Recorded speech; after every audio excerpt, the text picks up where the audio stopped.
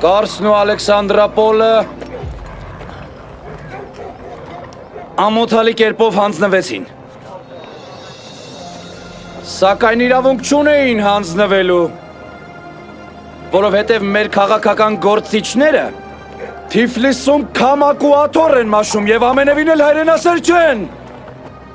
Սակայն մենք հաղթեցինք։ Թուրքերի առաջ խաղացումը կանգնեցված է, Սարդարապատը, Ղարաքիլիսան, Բաշապարանը, ազատագրված է։ Սա պարզապես կռիվ չէ,